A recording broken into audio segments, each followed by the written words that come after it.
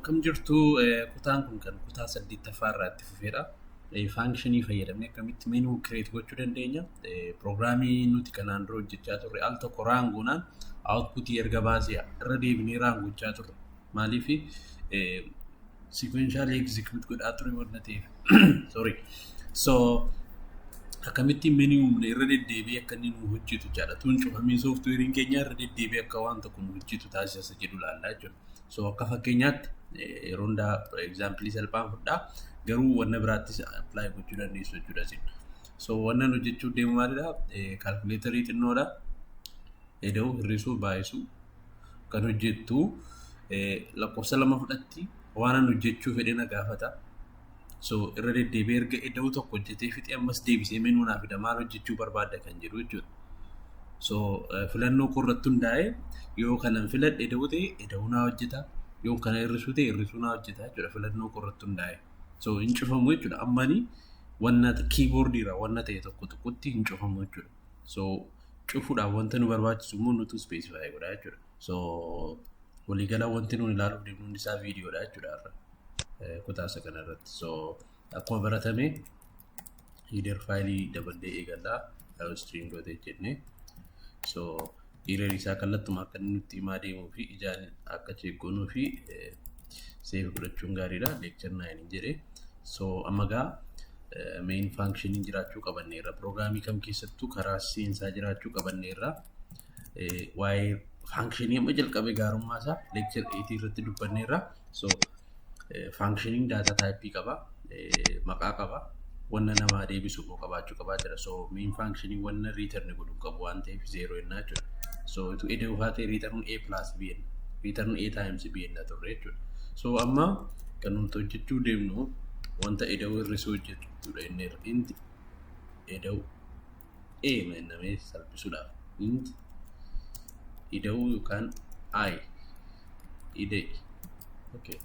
So lakkoofsa lama fudhata fb fudhata isa booda eda'ee deebisaan itti himaa jechuudha. So asittuma define godhe immoo hafin yeroo salphisuuf. So eda'uu jechuun inni kompiitaratti nagaa ammas keessaa biraakiitii kana keessaa erga baanetu kun kan kanaati waan ta'eef asitti baname itti cufa kan mataa isaa bannaaf asitti saafis functionii wanna ta'eef. So inti ida'eedha maal godha yoo namni isa waame maal godha return walitti deebii deebisaa hojjetaa hojjetee jechuudha. Akkasuma baay'isuudhaaf itti dabaluun int baay'isi int a int b. Okay. So kan baay'isii kanas define godha. Maalidha baay'isii? Kompiitaratti himna. Some function definition hojjennaa jechuudha. Wanta namni barreesse harkaa fuudhiiti walitti baay'isiiti deebisiif. So sakaanis akkuma kanatti baay'isanii hojjechuu dandeessu. So viidiyoon isaa akka hin dheeranneef kanuma lamaan fudhannee itti haafuuf. So amma maalan barbaadna? Meenuu hojjennaa nama. Meenuudhaaf immoo functionii voidii taate nu barbaachisti. Void inni meenuu yookaan wanna maqaa barbaadan kennuufii dandeessu. So ishee kanas tufnee define goona as keessaa erga baanee jechuudha. So void meenuu. Meenuu maal akka taate kompiitaratti himnaa jechuudha. So meenuu kanaanii filannoo akka isheen namaaf hedduu see out baga nagaan dhuftee jedhee indi line goonee see out filannoo kee seensisi yookaan meenuu list jechuu dandeenya wanta nama eeggashuun meenuu list kun waamanu barbaanne jechuu dandeenya kompiitarri akka rutti baasa wanna ta'e. So amma gaa yoo namni mallattoo ida'uu tuqe ida'uu akkan hojjetu see out ida'uudhaaf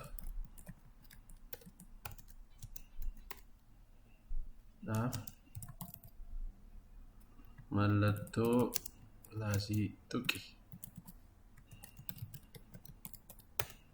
see out mama baay'isuu kan hojjetu kun namni akka ilaalee gashuuf baay'isuu fi mallattoo baay'isuu tuqi line. Okay. Maal tafe si waan biraa jiraata dibuu line itti dabaluu dandeenya. Okay amma gaa variableota sana declare goona. Choice harkaa fudhannamu maal akka nu hojjechuu barbaachisan. So isanni phrase godhu harkaa fudhannamu. See in choice. Mallattoo digachi. Okay. Asirratti cufuu yoo barbaade namni akka inni cufuu dandeessisuu fi cufuudhaaf software kana cufuudhaaf mallattoo tuqe yoo namni tuqe akka inni cufamu software kun goona jechuudha. So asitti variablein characterin choicein barbaachisa. So choice fudhanneerra amma immoo lakkoofsa gadamarraa lakkoofsa fudhanna. So lakkoofsas int a int b jechuu dandeenya. So lakkoofsa sana tokko tokkoon nama harkaa fudhanna. Lakkoofsa jalqabaa seensisi. Underline. So sanami jalqaba tuqee eessarra kaannaa eerra keenya.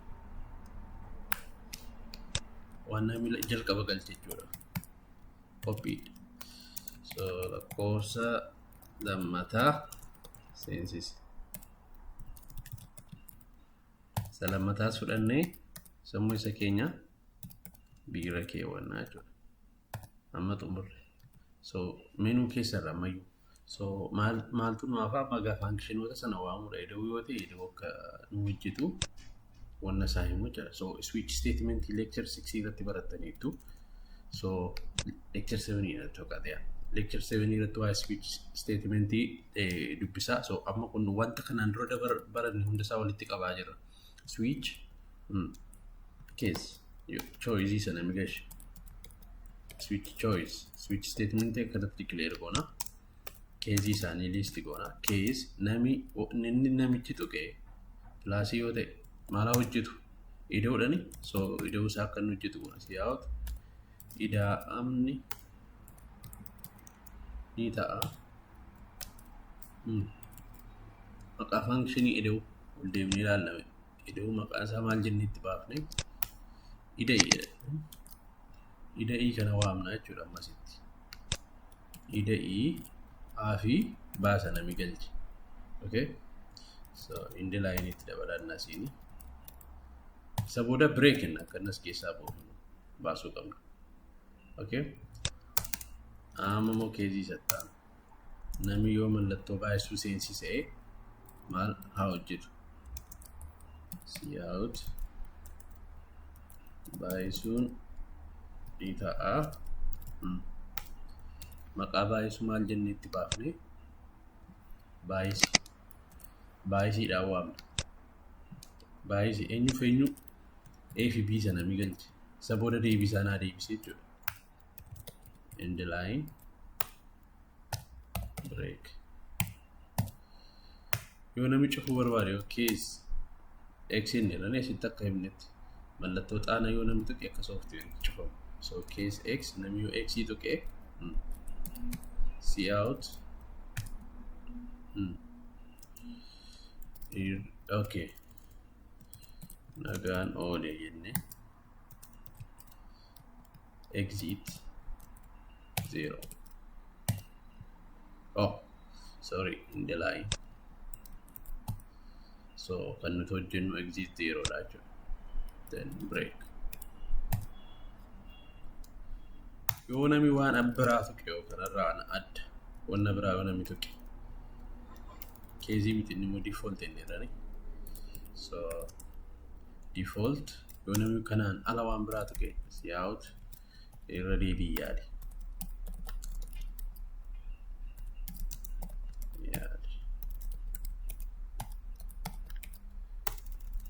Asitti quotation irraa fadhee in the line. Yep. Break. So maal tafe gaa waamudha. Functionii kana waamudha. Amma yoo raangoone maal tolfame eenyutti deebisuu danda'ama. Koodiin kun maal baasa? Koodii kana yoo raangoone wanta tokko argannaa output irratti error hin qabu. Raan yoo goone output hin qabu. Maaliif main functionii keessatti wanti barreeffame tokko hin jiru. So seensi programmii keenya main functionii dhammoo inni irra laala. Achumaan isinii gadee darbu. Programmii yeroo hundaa asii keessaa jalqaba balbala kanatti seenii isa kana dhufee isiniin hojjetu. Wanti guddaan kanadha kan isin beekuu qabdan. Okay? So kanaafuu waamuu qabna ma voidiin asitti waamuu qabna maqaa isaan menuu kana menuu kottosi naasiin so programming keenya hin dhaqachuudha lafa menuu dhufees keessa seenama so mee haa ilaalu function koodiin maqaa isaa waamna wanna ta'eef jechuudha menuu waamne waan ta'eef amma menuu nu dhufaa jira ilaala baga nagaan dhuftee menuu listedha ida'uudhaaf mallattoo pilaasii tuqii baay'isuudhaaf mallattoo baay'isuu tuqii software kana cufuudhaaf x tuqiidha mee x irraa eegalu x tuqi ida'amni ni ta'a ida'ii maal jennee jirra mee haa ilaallu gaama compile goone so raan jechuutti jira waan inni jedhee amma mallattoo ida'uu seensise lakkoofsa jalqabaa seensisedha lama isa booda sadiin galcha ida'uu naa baasa garuu cufame hin dhume ida'amni ni ta'a shanedha jechaadha irra deebi'ee menuu naa fidaan jiru so akka inni irra deddeebi'ee menuu nuu fiduu fi yeroo hundaa menuu kana waamuudha arganni wanna tokko hojjetee fixe jechuudha so asitti waamuu qabna inni break goonee menuu baay'isuus yoo fixe menuu defaultis yoo ta'e menuu isa booda yeroo hundaa hin cufamu jechuudha programming kun menuu kana of waamaa jira waan ta'eef kana maal jennaan recursive function that calls itself ofiisaa kan waamu so intumara addana ga'anii kan hojjetan ammas deebi'ee jalqabaa innumu jechuudha so akkanatti functioniin keenya akka inni irra deddeebi'ee hojjetu gochuu dandeenya jechuudha so hin cufamu jechuudha amma nu hin cufnu so amma maal jedhaara so ida'uudhaa fi pilaasii galchedhe pilaasiin galchaa lakkoofsa jalqabaa 3 ta'an 4 so maal godhe ida'amni 7 amma sirra deebi'ee menuu naa fide ilaalaa faayidaan isaa kanadha hin cufamu jechuudha so irra deddeebiinaa hojjetaa oola kun okay so baay'isuun galchama immoo 3 4 12 erga naa baasee immoo ammas menuu naa fidaa jechuudha so irra deddeebii softwarein akkas ta'uu qaba sirriimti isaa jechuudha so pilaasiin galchee 200 300 ida'amni 500 ammas menuu naa fidee jechuudha so programming keenya akka kanatti irra deddeebii hojjetaa oola gochuu dandeenya jechuudha menuu bifa kanaanii dalaguu dandeenya jechuudha so this is what we call recursive function okay so sedimoinaansi gootanii kan baay'isuu hiruu hunduma isaa qabu dabaltanii hojjechuu dandeessu jechuudha yoo programming yeroo baratan silas namatti mee qofatu hin ta'in ofii yoo itti dabalaa deemanidha kan inni namaa galus okay so x yoo xunneen baanaa jechuudha ammas keessaan cufame so kutaan kun kanumaan xumura isaa hafee yeroo ta'an isiniif gadhiisa ammasittuu nagaan tura.